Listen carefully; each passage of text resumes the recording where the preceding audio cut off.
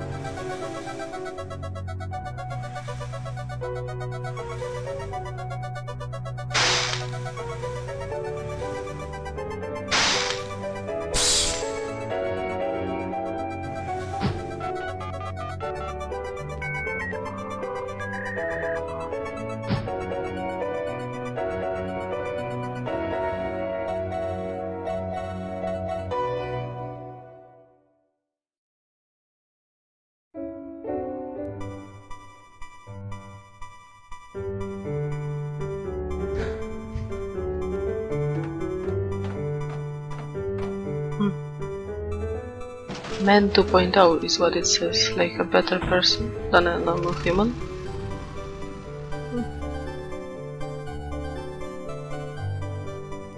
Because I know this game I'm gonna be a robot that like learns to be a human or something. I don't really know, I don't like to spoil myself too much when I play a new game.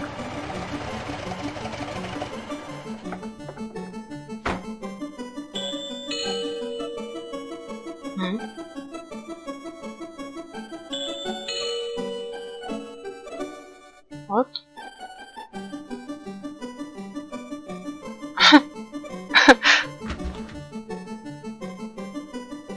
He's smoking inside, right next to the door instead of going outside? And he's too busy smoking to open the door? And he's being a dick? Is that what it is? Okay. Ooh, tutorial. Da-da-da. Oh, that's so cute. Da-da-da-da-da. Up, down. Up. Beautiful. And so, I was born. The first people I remember seeing were the old man, the old lady, and their daughter, Heather. After they'd said hello, the old man powered me down so he could install some software. I could tell they were nice people. The old man didn't give me a silly voice or stupid personality. And the old lady didn't dress me like a clown. Although for some reason, Heather really didn't like me. Once I'd had time to get used to walking, the old man asked me to dash from one end of the room to the other.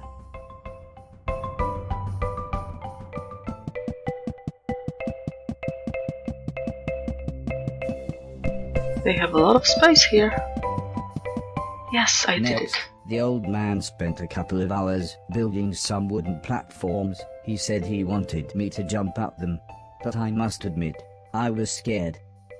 It wasn't until I saw Heather and her mother happily climbing up them that I decided it might be okay. They look old, but I guess they aren't that old since this guy can build this by himself and the old woman could climb this whole thing. Yeah? Tutorial! Let's not think about this too much. Wait! I'm doing great. Good job. The old man then rearranged the platforms. He told me to try to reach the other end of the room without touching the floor. Heather said the floor's made of lava. But when I smiled at her, she just frowned and looked away. The old lady arranged some pillows and blankets. She said it was in case I fell, but I think she just wanted it to look more like lava.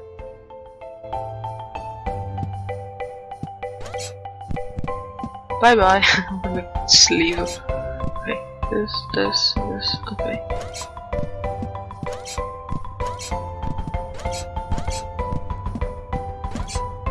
Oh shit, okay, dash.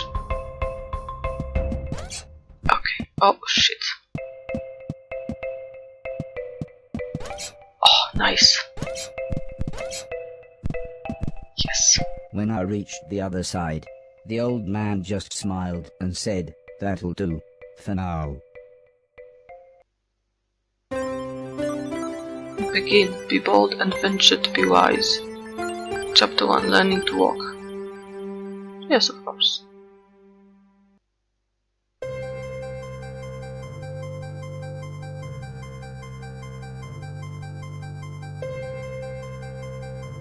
Winter.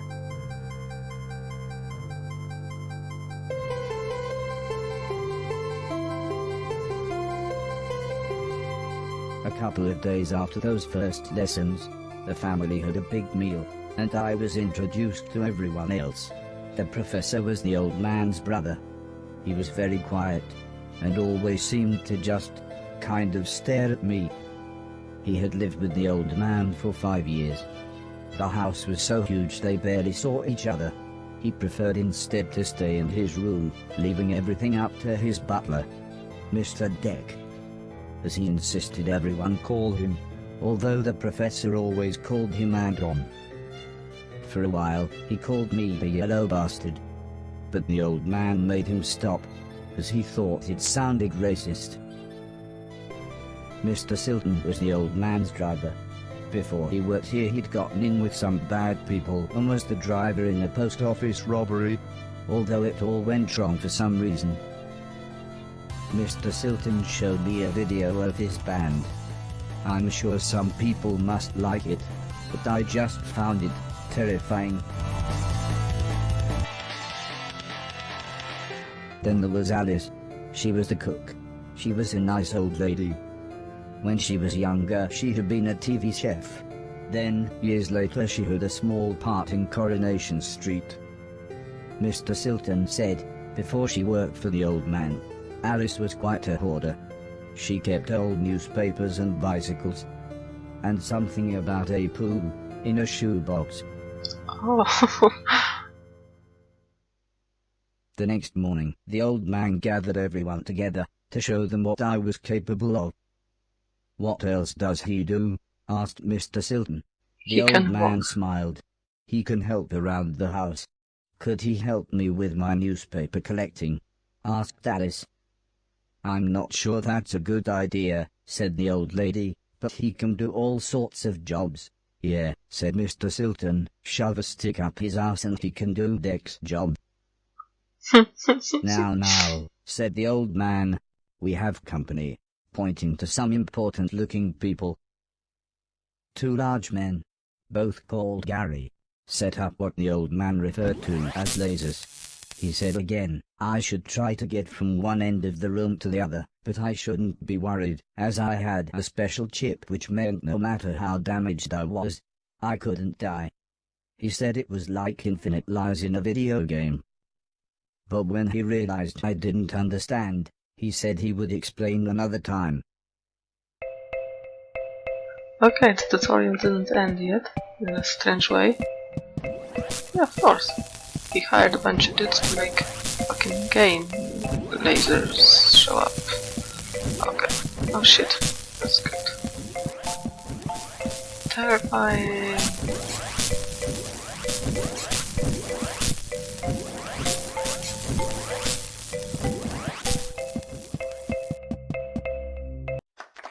Everybody clapped, except the important-looking men. "Not exactly a cold, calculated killer, is it?" said the man in black. The man in grey laughed. "What kind of artificial intelligence was that?" he asked.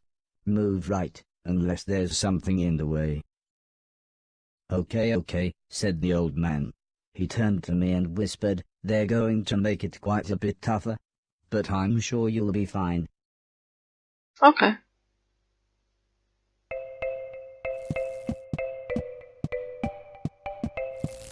Oh shit!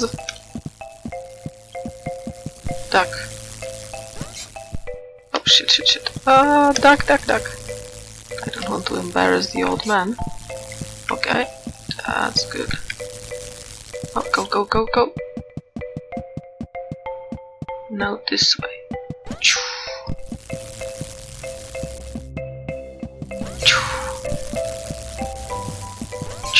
Shit, no, duck.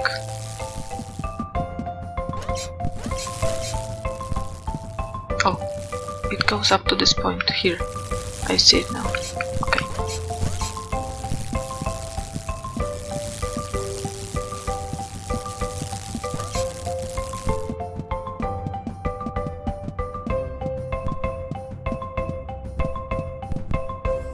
The Garys then rearranged the room one last time. The old man smiled. Now, there's no need to look so glum, he said. I'm still happy with everything you've done today. So this time, I was determined to do him proud.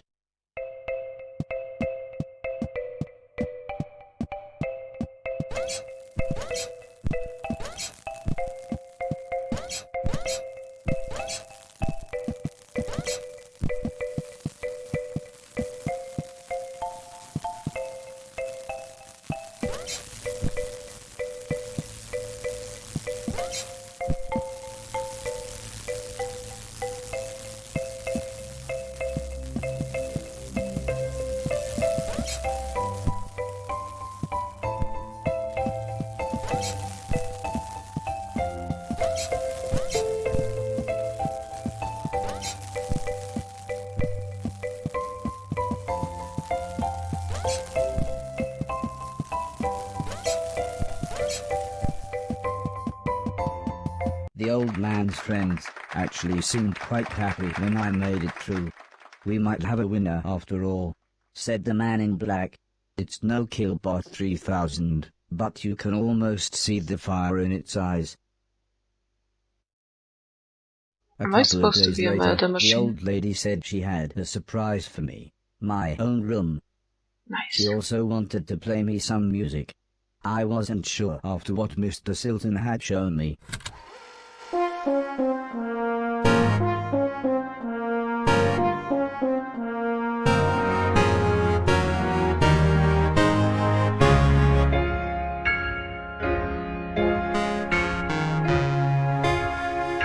As if music wasn't amazing enough, the old lady then bought me a television set.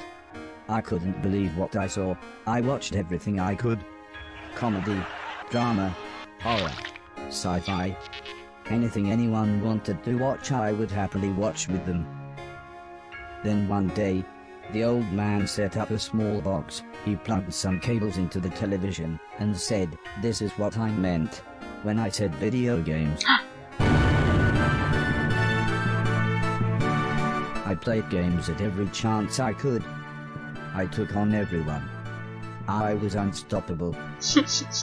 I had enjoyed music, film, and television.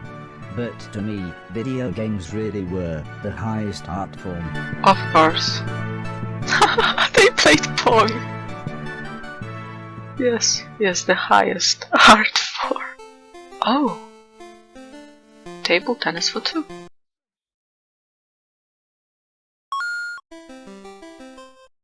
Hey, come on.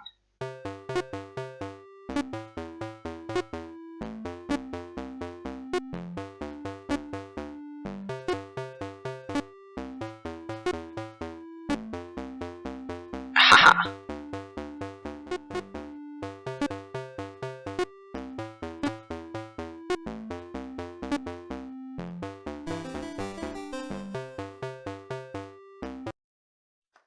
Heather's birthday was a couple of months later. Her mum and dad had bought her a camera and arranged a day up by the sea so that Heather could take some photos, although I really don't think she wanted any pictures of me. When the old man asked the professor if he wanted to go, he frowned and said, "I can't believe you want to spend time with that thing. It could destroy the world." I wasn't sure what he meant, but the old man just smiled and said, "That's what you said about the Game Boy." Anton, how about you? "I don't think so," said Mr. Deck. "The last time I got in that car, Barry crashed us into a branch of Woolworths. I never would have gone into Woolworths of my own accord. The old man explained that the car was old and the brakes had failed, but Mr. Deck was having none of it.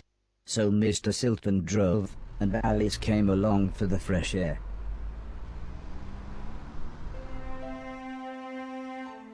I enjoyed being outside. Although, the old lady kept telling me to be careful of the rickety old walkways. It felt like she was telling me off, but I think she was just concerned.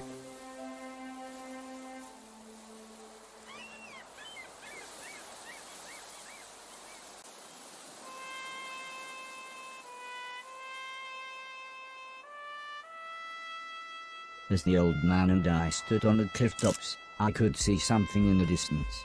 I wasn't sure what it was, so I asked the old man. He said it was a battleship that had sunk in the 1940s. But he looked so sad when he spoke about war. The water must be not very deep, since you can still see such a large part of... what happened, but the metal platform Heather was climbing on had collapsed. She was safe, even if the rocks she was on looked very dangerous. The tide was rising, and we didn't know how long the Coast Guard was going to be, so I offered to climb down and get her. The old man agreed, but said I should be careful, as Heather doesn't have infinite lives, like I do. Oh shit. That's a real challenge, this one. Oh shit. Okay, that one is an actual challenge. Oh, not a tutorial.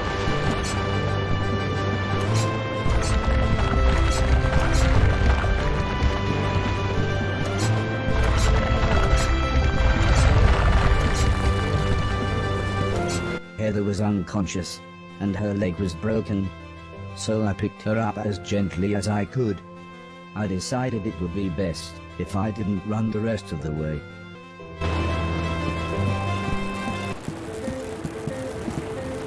One, 2, 3. Go, go, go, go, go, go. Don't kill the girl. What if she dies? No, let's not try that.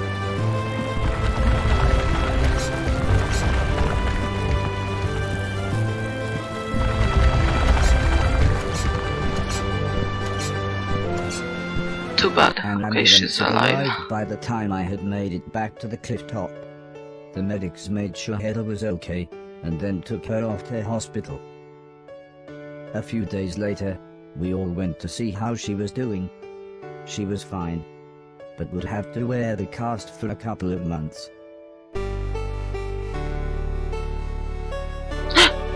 Of course. Why did she hate me before?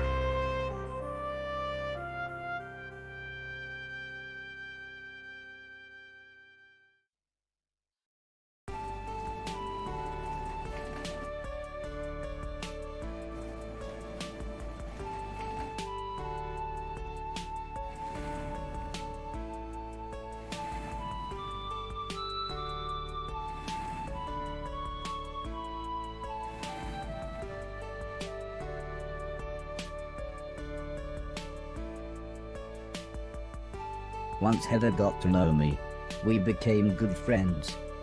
We enjoyed the same films and TV. She was also annoyingly good at some of my favorite games. After a while, she became very interested in how I worked. Soon she knew as much about me as the old man did, if not more.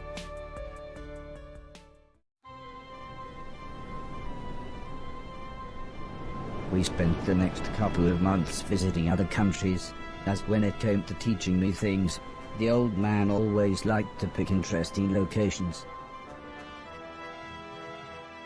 He had explained the basics of mathematics to me at the Great Pyramid of Egypt. Taught me history in the dead of night, surrounded by mysterious giant stones. And even showed me science in action high up in a hot air balloon. This is why I was surprised when the old man took me to a restaurant. It was nice, but it seemed very somber compared to the previous grand locations. He said he just wanted to chat, and this was nice and quiet. Plus it was his favorite place to eat. We talked about life, the universe, Douglas Adams, everything really. Who is When Douglas I asked Adams? him why were we here, why did we exist, he just smiled and said, life is like a game, just don't expect to be finished anytime soon. I When I hope. looked puzzled, he said, well, everyone should have a purpose. So I asked him, what's my purpose? He thought for a bit, then said, so you want to be a real boy? Which just confused me even more. Eventually the old man said, for now, I want you to help clean things around the house. I must have looked unimpressed, as he then said, okay, I want you to clean 1,000,000 things. It didn't sound like the meaning of life, but I suppose you've got to start somewhere. What the fuck? Yes, everything's better when it's a challenge. A man can't have everything. Where would he put it? Of course, chapter 2, landing my purpose.